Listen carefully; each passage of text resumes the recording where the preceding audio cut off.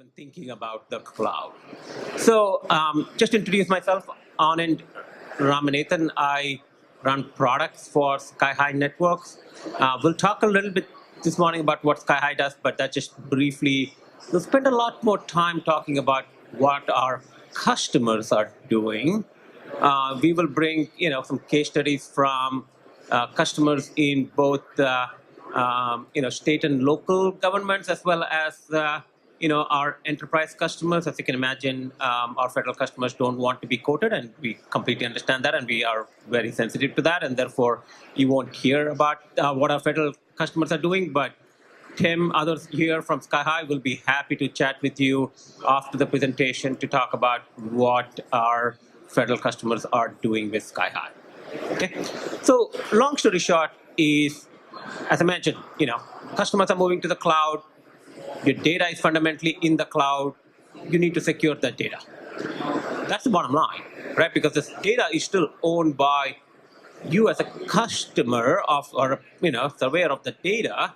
So how do you protect your data as it now is in the cloud, potentially accessible to lots of people outside of your organization, yet make sure that your employees at the end of the day are productive?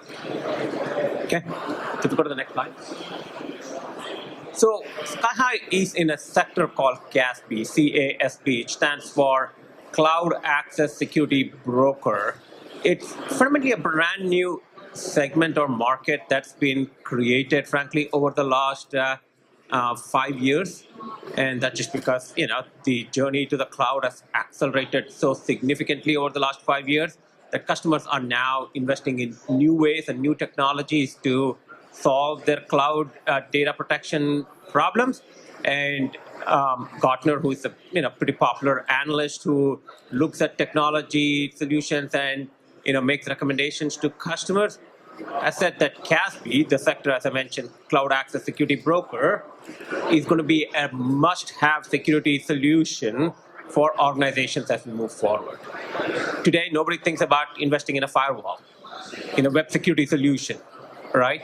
The same way we believe CASB, or Gartner believes CASB, will be a must-have security solution, and we are seeing that happening with our customers, which is what I'm going to be talking about. Okay. So a lot of the information that we are presenting today, as I mentioned, is less about what Skyhigh does and much more about what our customers are doing. And in order to kind of present that, we analyzed a lot of data about how our solutions are being used by our customers. Obviously, we do this in an anonymized fashion without looking at exactly what they do. We look for patterns of usage from our customer base. We have today over 600 plus customers who are using this particular product. If you add up all the tens of millions of end users who are fundamentally interacting with the cloud, whose activities we are protecting against. And the last but not the least, you'd be surprised to know that there are more than 20,000 cloud services. And we'll talk a little bit about how much an average organization uses. But we also have insight into really now 25,000 plus cloud services because they pop up every day. And so that's the data analysis that fundamentally has led to our insight into how our customers are using the product. And that's kind of what we are going to be sharing. Okay.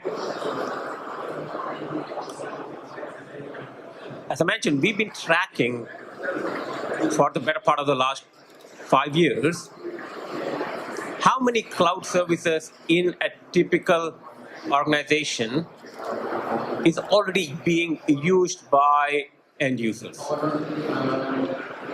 And the last number that we have is 1,427. So 1,400 cloud services are being used by employees within your organization, even without you potentially approving the use of any cloud service. So you might ask, what's a cloud service in this particular case? I'm sure you're familiar with Box, Dropbox, Google. Those are all the more familiar names that come to mind as soon as you think about cloud services. But there's a whole slew of cloud services that kind of fly under the radar, right? I mean, I'll give you some examples that are quite interesting, right? You want to send a survey around your organization. Well, what do? You go to the cloud, you look for what's a good solution to help me craft a survey. You send out a survey to everybody in your organization with some questions, get some answers, you analyze the data, you make some recommendations, and off you're running. You don't think about, well, the data is potentially confidential, the data is potentially something that I shouldn't be hosting in the cloud. That's the last thing that end user thinks about. They think about the fact that I want to get this survey done. How can I get it done fast? You need to convert a document into a PDF. What do you think most end users do? They look for PDF conversion service. It's in Google. They find a PDF conversion service. They upload the document. They get a PDF. They're off and running. They got their job done. Little did they think about, well, does that PDF conversion service keep a copy of my document that I uploaded to them? That's the last thing that end users think about. They just want to get their job done, and what we see is tremendous use of cloud services like the examples that I mentioned. And that, like I said, continues to increase on a very, very, regular growth rate. Now, the other interesting thing is, it's great to know the 1400 is being used by end users. We walk into IT organizations and say, well, take a guess. How many cloud services do you think your end users are using? And we've never come up with a number more than 200, right? 80% of what end users are using in the cloud is completely oblivious to IT teams. Your technology teams are completely oblivious to the fact that end users have taken control of their situation, mostly due to, wanting to be productive. But the other important thing, as we show on the chart, is 5%. So let's just do the math here. About 70 of the 1400 services are what we would call high risk. And Skyhigh actually maintains risk ratings on all the 25,000 cloud services that I mentioned we track. So you might ask, well, what's a high risk service? Remember that PDF conversion cloud service that I mentioned? If that particular PDF conversion service says in its T's and C's that any data uploaded to that conversion service is now belonging to that particular company, I bet most of you don't want that to be the case, right? They say that we do not encrypt any of the content that's ever uploaded to our cloud service. We allow for anonymous access, meaning you don't need to even create an account. You can just upload a document and I'll give you a PDF copy of the same. Those kind of attributes, from our standpoint, are highly risky for your end users to use. And so 70 plus services that your end users are using are highly risky. Yet end users have absolutely no idea about the fact that they're using high-risk services. They are just trying to get their job done. Now, some of it, you might be blocking based on knowing a particular URL. But we also find that oftentimes these high-risk services are very creative. They keep changing the URLs. They keep changing their IP ranges, all with the hope that if an end user wants to use one of these services, they can get around the defenses that you have put into place today. And this is a story that we see every day. Our teams walk into customers, they ask them the question, how many cloud services your end users are using? Maybe 10, maybe 50, maybe 100, maybe 200. That's the maximum number we've ever heard. And then we come back and tell them, it's more like 1,400, and they are like, no way, show me the data. And we are able to share them the insight of which cloud service that they're using. And immediately their eyes are, wide open, trying to understand, how the end users are getting around the defenses that they already put in. Now, I mentioned about, I can't mention, obviously names of our federal customers, but we have a number of federal agencies who are using Skyhigh today for getting insight to the same type of challenges that our enterprises have. So here's some data from specifically federal agencies that we work with, right? Over 50% of the services that your end users are using is lacking multi-factor auth. I can't imagine that any application that any of you on the federal side are using that's a sanctioned application, does not have multi-factor auth, right? So fundamentally, a second factor to be able to authenticate to your application. A CAC card, take your pick, right? The appropriate type of authentication, in addition to your username and password.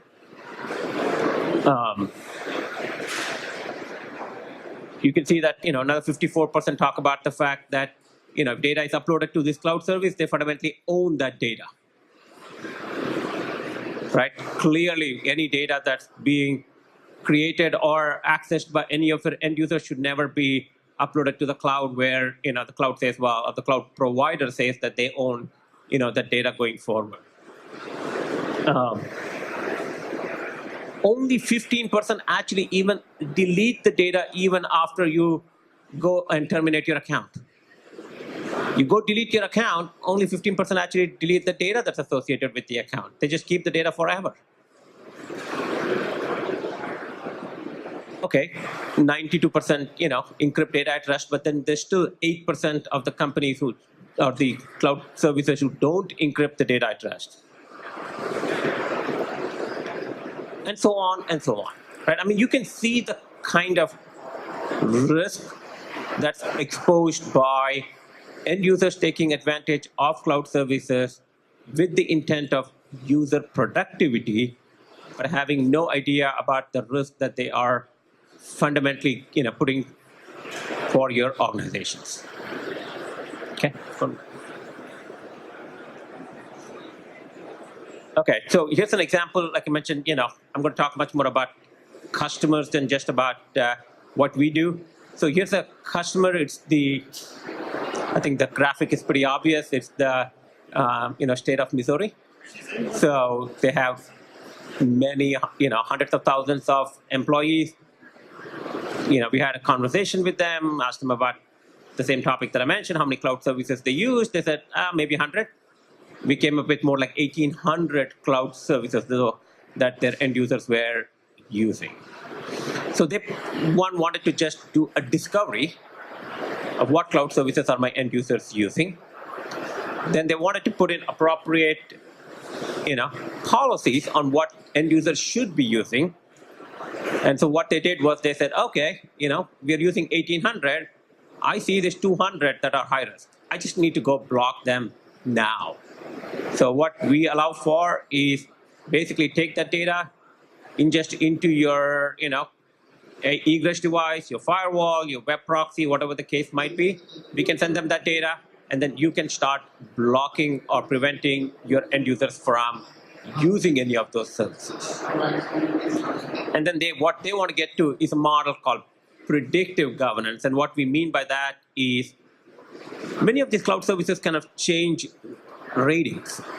They may be a low-risk service today, but could become a high-risk service tomorrow. And you might ask, well, how does that happen? Well, think about one of these cloud services having a breach, right? Suddenly, that low-risk cloud service becomes a much more higher-risk cloud service. And so what the state of Missouri wanted to do was make sure that as soon as something gets to be high-risk, we block them. We find a new high-risk service.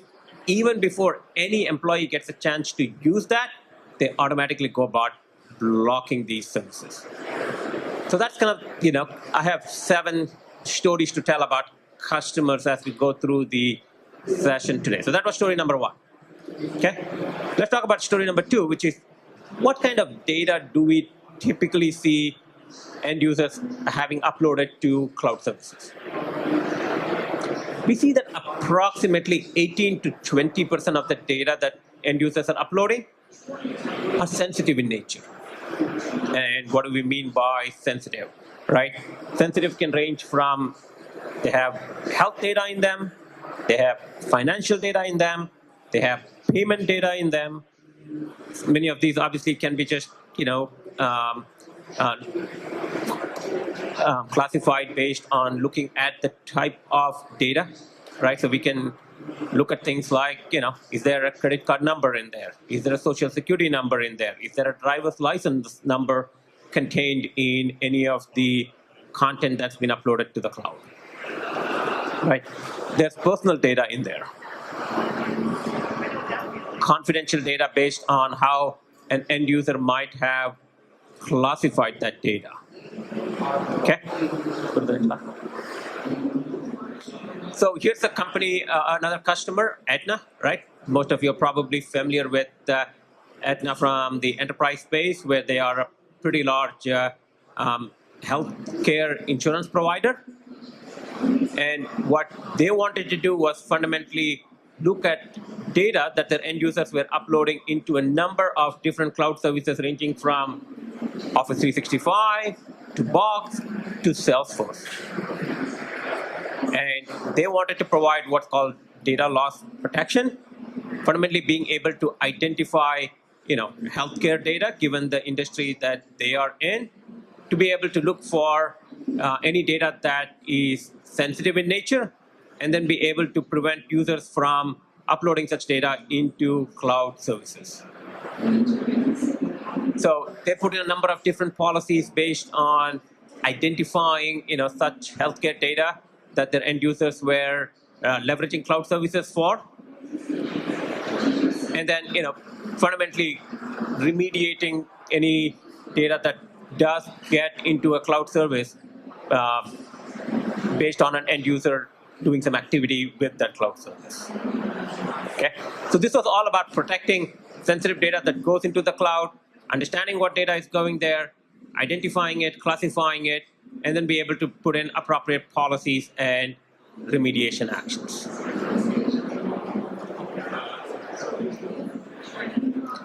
The other quite interesting aspect of the cloud is, once the data is in the cloud, it is really, really, really easy for end users to take that data from the cloud and share it with people outside their organization. I'm sure you're all using cloud services where there's a very easy share button, right? All you click on that share button and suddenly you opened up a pretty significant gaping hole to that data that you have in the cloud service. Okay, and what we found when we analyzed the data across many of our customers is many, let's see here, the number, 35% of documents that go into the cloud are shared with external recipients. Now, you might be in an organization, you do work with lots of partners, you do work with lots of customers, and what an end user might be doing from a sharing perspective might be just appropriate and something that you want them to do. But without having knowledge of what your end users are doing, you are putting yourself and the data potentially at significant risk. So at all points in time, you want to be aware of what data is getting shared externally, who is it getting shared with externally. Look at the statistic all the way at the bottom, right? Approximately 10% of the data that's getting shared externally, anybody can access it if they have a link to it, or they're getting shared with, folks on, personal domains like Google or Gmail or Yahoo Mail, right? Clearly, those are not your partners, those are not your customers. So your end users are fundamentally sharing data that could be, ending up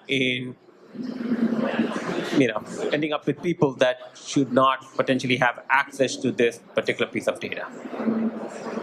Okay, go to the next one. So here's another example, the state of Ohio, right? So they leverage Skyhigh. As you can imagine, given being a state organization, they have lots of external entities that they need to work with.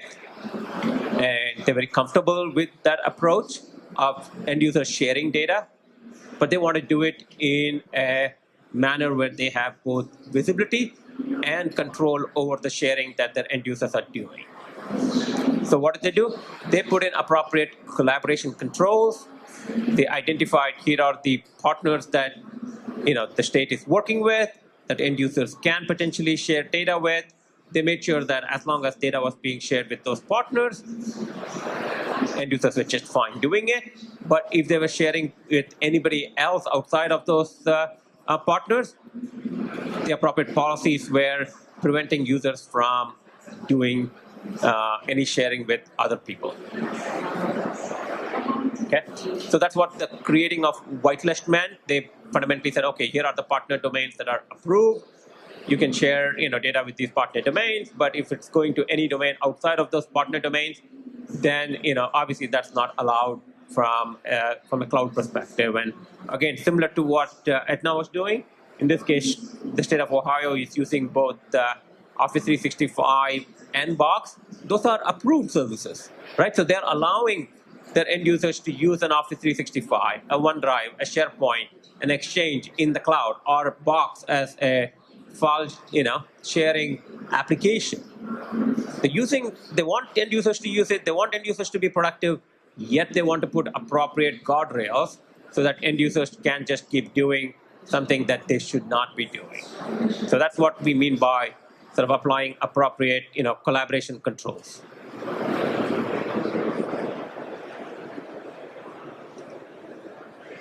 How many devices do we think that an end user actually uses to connect to one of these cloud services that they might be using?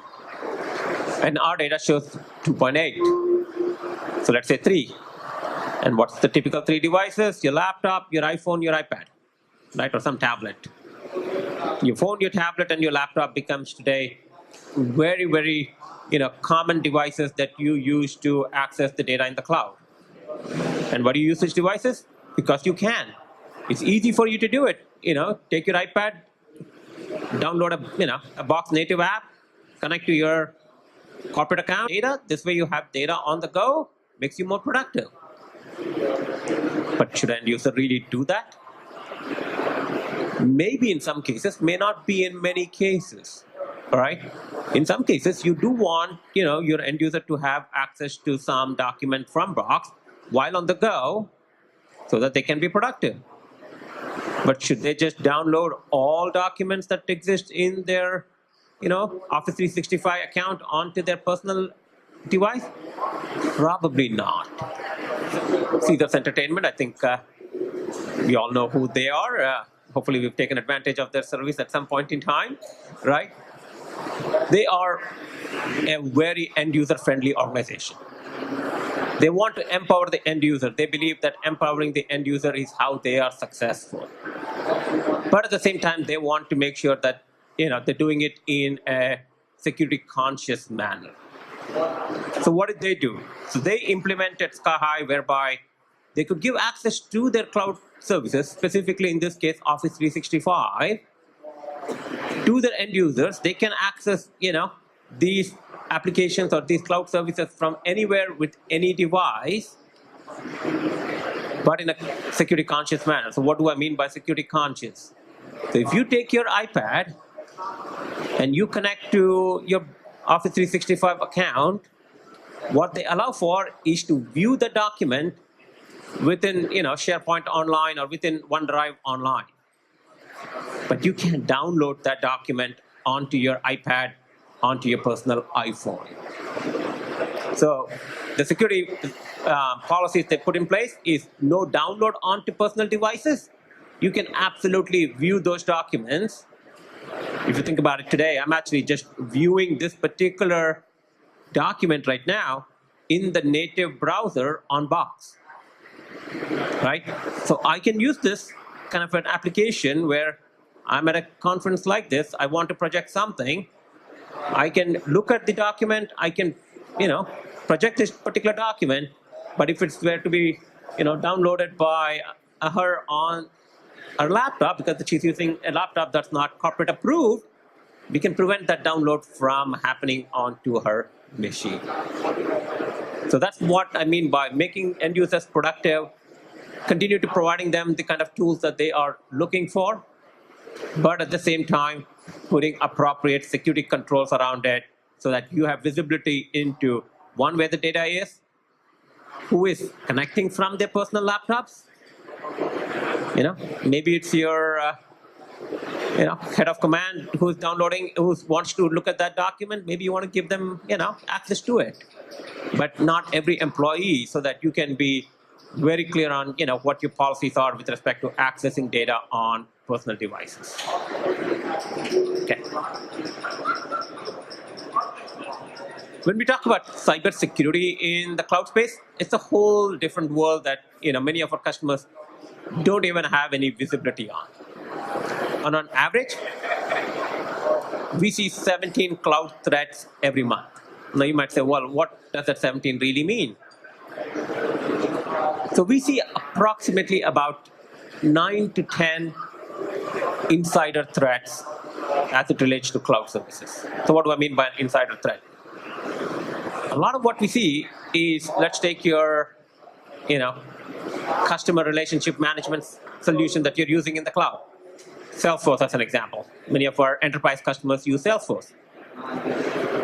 Well, what does the end user who's just leaving the company do? They go to Salesforce, they download all the contacts outside of Salesforce before they leave the company.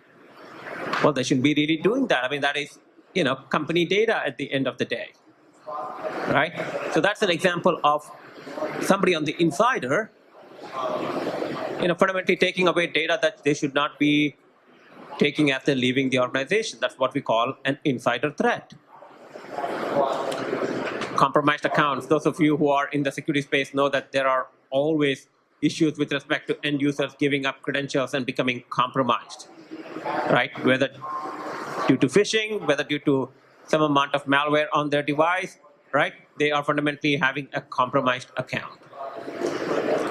And then last but not the least, what we call the notion of privileged user threats. These are admins who have obviously a much more significant amount of privileges than a typical end user, and they're doing something that they shouldn't be doing, whether by due to malicious nature or due to accidental misuse of their privileges.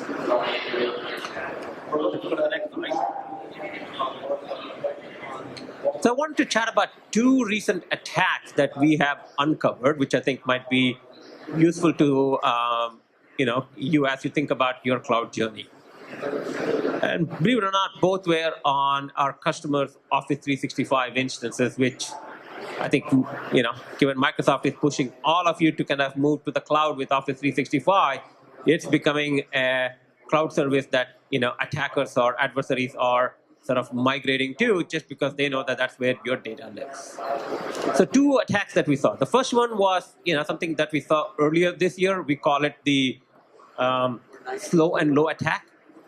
Fundamentally, what they were doing was finding out high-value targets within your organizations, and then looks like they had some passwords from the darknet, and they were trying to log into your Office 365 instance using those credentials and trying them with many different combinations of usernames and credentials.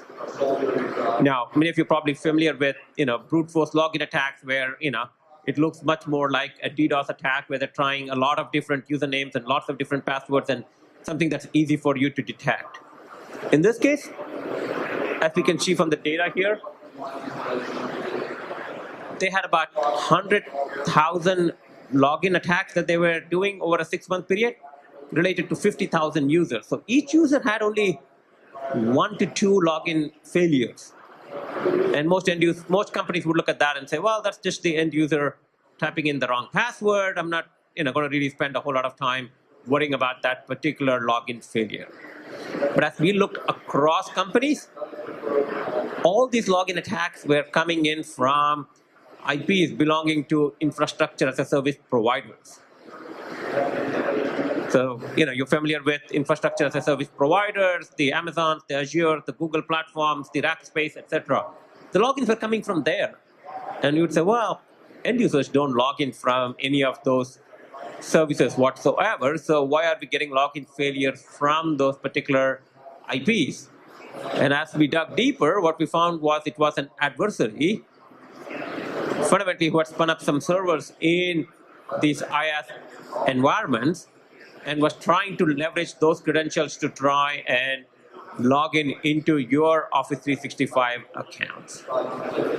This particular attack impacted over 45%, almost half of our Office 365 customer base was impacted by this attack.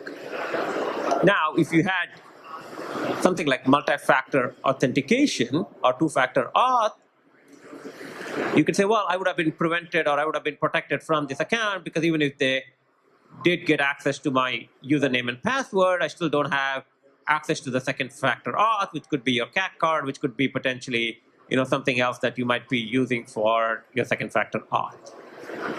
Okay, but still, as you can see, a very interesting attack where it was directly attacking your Office 365 instance in the cloud.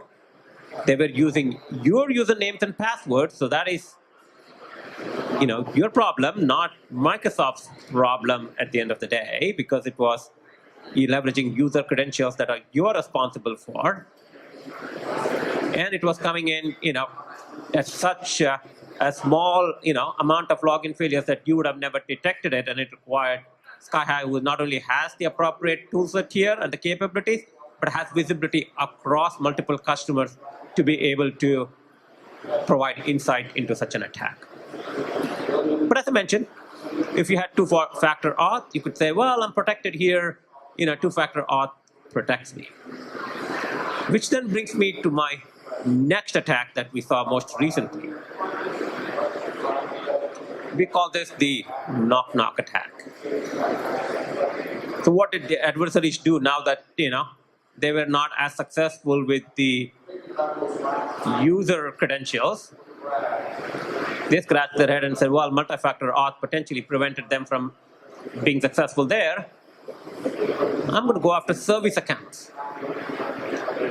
Most organizations don't have multi-factor auth on service accounts just because sometimes it's shared by multiple people. In some cases, it's, that account is used by machines to do automated tasks, and therefore you don't want to have multi-factor auth there. And service accounts typically have much higher privileges than just an end user, a normal end user. So they launched an attack on service accounts across, again, more than half of our customers were impacted. They logged into service accounts or tried to log into service accounts from many different countries. As you can see here, we saw logins coming in from over 16 countries, 63 networks.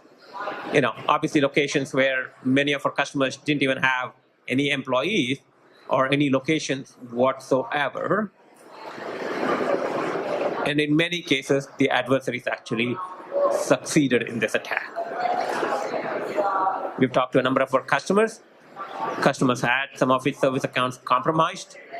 What a typical adversary does is they compromise a service account. They try to send end users email from that service account. Most end users trust an email coming from a service account because that's supposed to be valid email. And this way they were able to get, more compromises done within your organization. And that's why we're calling it the knock-knock attack, because they started knocking on service accounts as opposed to knocking on your typical end user accounts. Again, back to what I mentioned, what Skyhigh does is it looks for anomalies. In this case, what anomaly were we looking for? We were looking for anomaly in terms of access location. Most of our customers didn't have employees in those 63 countries. In fact, we had never seen logins coming in from those IP addresses or from those countries. That's what triggered an anomaly. Now, you could argue, well, maybe the employee was traveling, sure, but not on a service account, right? So that's the kind of anomalies that we provide in terms of understanding what's happening within your cloud service from a user activity standpoint, and then being able to provide you insight into the types of attacks that adversaries are doing with respect to the cloud services that you might be using. And then for something like this, we can do a few different things. We can potentially block that particular end user from logging in. So we can fundamentally disable that service account till you've had a chance to go look at that service account and decide what is going on with that account, so that we can protect you from any data loss that might be happening due to the adversary having access to one of your accounts. Okay. Okay, so here's an example of a customer, Western Union. I think we've all used them at some point in time in our life. And as you can imagine, given the amount of money that they're transferring, adversaries are always after such a customer.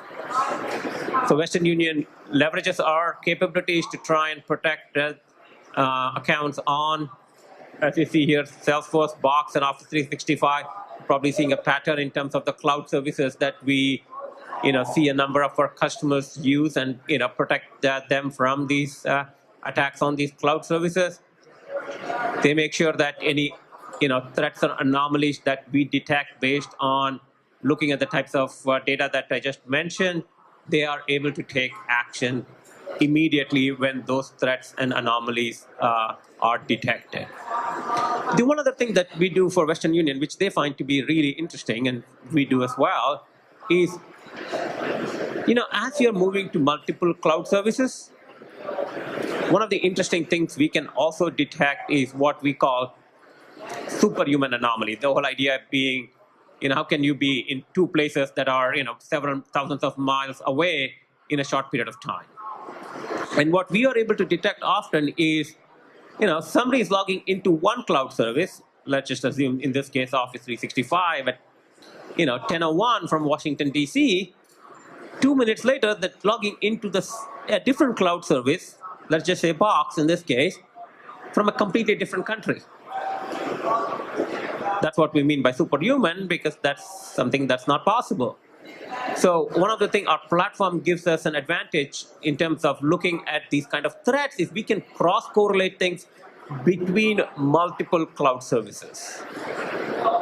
Right? Even the service account that I mentioned initially about the attack that we found, we are now looking to try and see, maybe they didn't get into Office 365. Did they try service accounts in other cloud services? Right?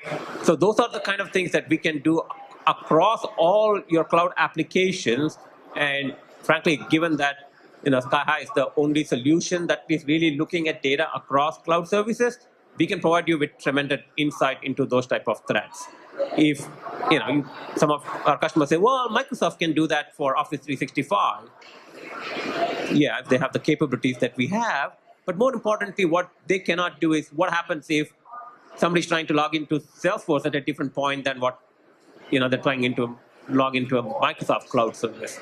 So this notion of trying to understand sort of all the activity that's happening across your cloud services is something that our customers find to be really valuable as they are, leveraging a solution like Skyhigh.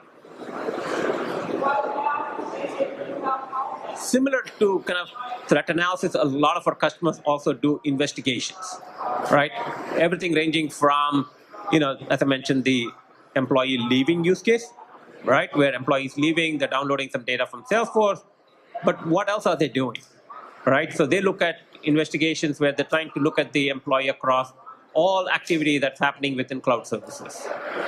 Or in some cases, they want to know, employees leaving or employees even there, but they're having some, appropriate situation within their company. What all did the employee do within a cloud service or across cloud services?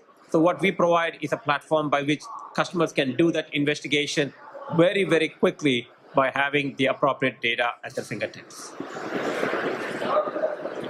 Sorry, transition. Okay.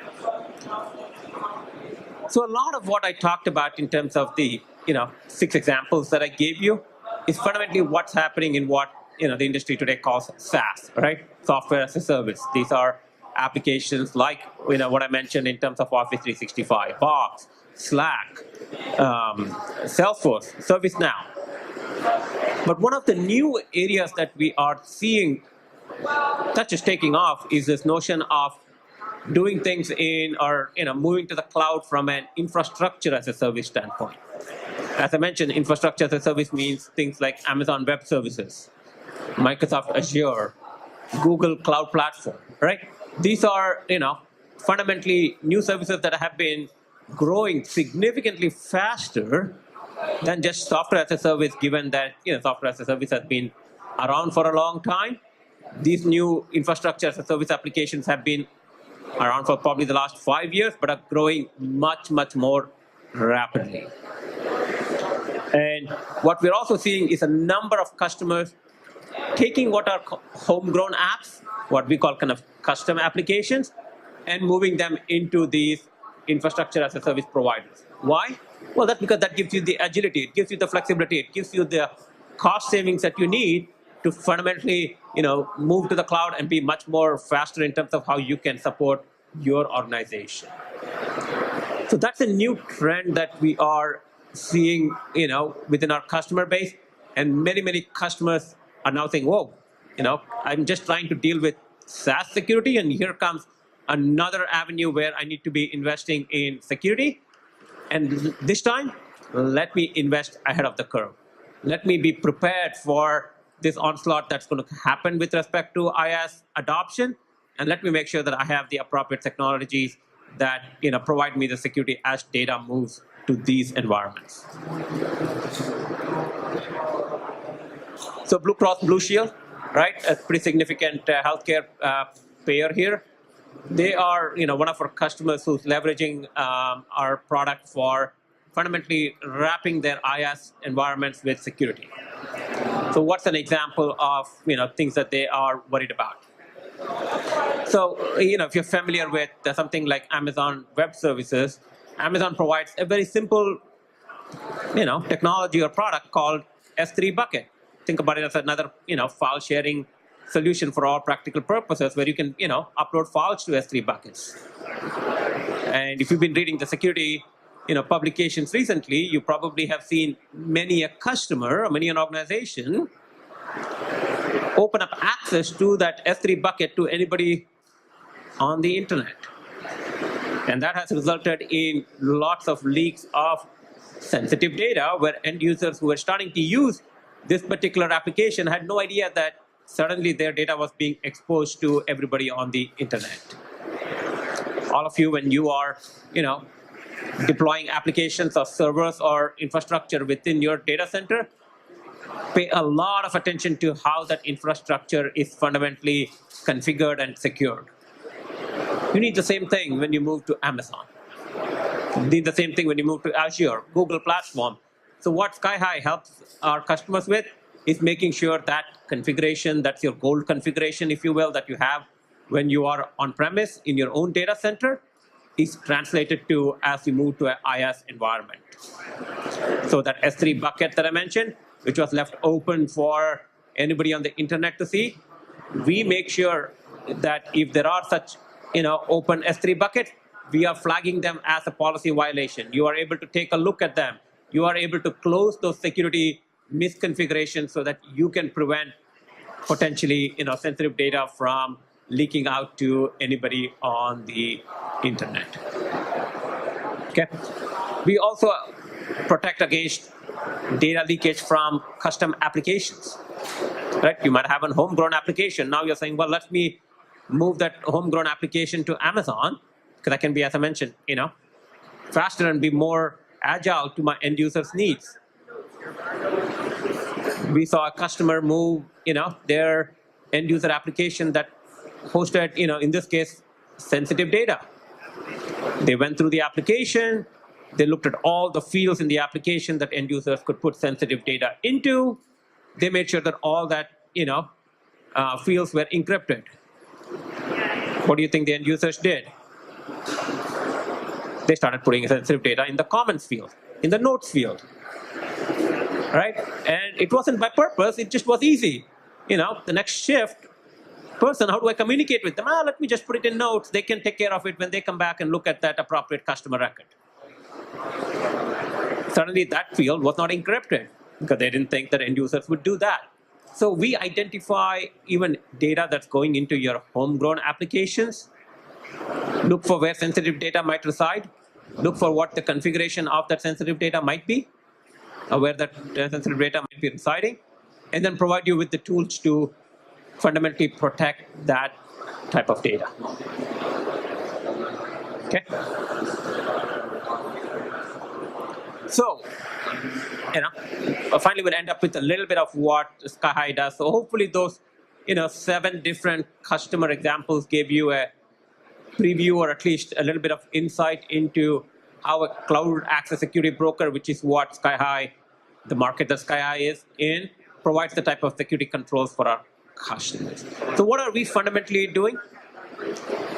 Data is going into what we call sanctioned SaaS, meaning these are applications that you are approving your end users to use. Sanctioned IaaS, these are infrastructure as a service environments where you are hosting your sensitive data. And last but not the least, shadow, right? This is where end users are fundamentally taking control, uploading appropriate content and sensitive data into applications that you even have no idea that they're using.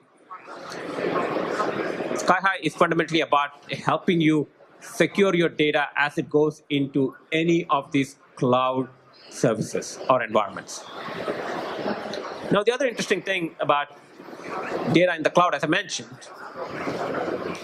it's not just used by your employees on network. It's potentially used by your employees off network, but it's definitely used by, if you think about all the people who are accessing the data, the vendors, the customers, those people are accessing that data in your cloud service off your network. I also mentioned about devices, right? Both corporate-owned devices and personal devices. And how do you kind of control fundamentally the data that's sitting in any of those cloud applications, irrespective of where they're accessing the data from, irrespective of who they are, they're your employees or external partners that you work with, and from any device. So if you go to the next slide. So fundamentally, Skyhigh's mission and vision is about providing that single security control point for data in the cloud, irrespective of which network the user comes from, irrespective of who the user is, and irrespective of what device they are fundamentally using.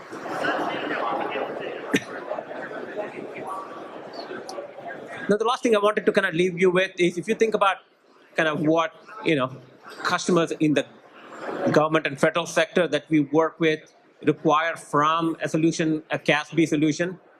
As I mentioned, CASB stands for Cloud Access Security Broker. First and foremost is, does that solution of vendor have all the appropriate certifications? So we are the only vendor in the CASB space who is FedRAMP certified. So we have a number of federal customers, which is what helped us get to FedRAMP certification, which all, as many of you know, sort of provides significantly advanced sort of controls from what we do to protect any information that you provide us.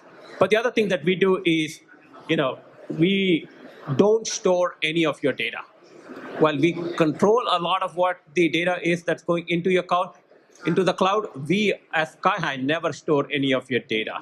So you don't have to worry about yet another place that potentially your data could reside, because Skyhigh does not store any data whatsoever that belongs to your organization. I talked a little bit about some of the threats that we detected. The threats that we detect have very low false positive, because the last thing all of you want, given the number of cybersecurity threats that you are already working on, is a few more threats that turn out to be false positive. So we spend a lot of time making sure that our threats are indeed things that you need to follow up on. We've been proven at scale already. We have a number of our customers who are several hundreds of thousands of end users. You saw some of the names that I mentioned, including the state and local governments that we are working with today, who all have several thousands of end users that we are protecting as we speak. And finally, this is all about going to the cloud. So we do everything in the cloud for you. So you don't need to, rack and stack appliances, deploy agents, do none of the heavy lifting that, these kind of solutions otherwise take if you're going to have to do lots of hardware appliances. It's very simple to deploy, and it provides you with the security controls that you fundamentally need. Okay.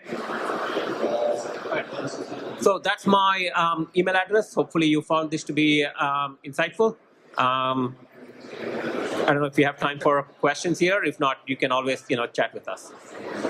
Okay, thank you.